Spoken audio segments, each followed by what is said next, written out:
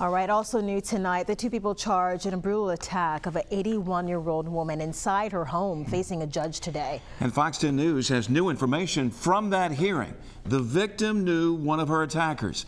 Our Steve Alexander standing by live in the newsroom with details. Steve? Well, it's been more than a week now since 81-year-old Margaret Campbell was beaten and stabbed in her home. Now, the suspects in the case were arraigned this morning, and we learned more about how one of them knew Miss Campbell. Francillia Chastang and Terrance Nelson entered court together. The crime happened last week on Ponita Court near Dauphin Island Parkway. Police say Margaret Campbell was beaten and stabbed at her home. Authorities say it was Chastang who went inside Campbell's home and beat her. They say Campbell suffered multiple facial fractures, multiple cuts to her face, and a broken finger.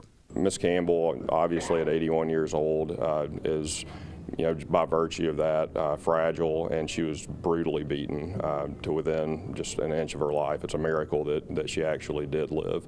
Family members had said the suspect stole an SUV, TV, and the victim's purse.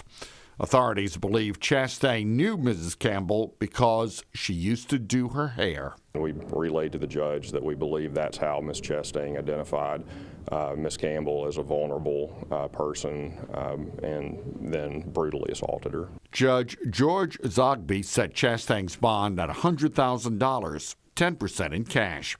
Authorities say they believe Terrance Nelson conspired with Chastang on the robbery. The judge set no bond for Nelson. He was already out on bond for a previous charge, promoting prison contraband, from January. Now, both suspects are due back in court on June 6th for a preliminary hearing. Reporting live from Metro, Steve Alexander, Fox 10 News.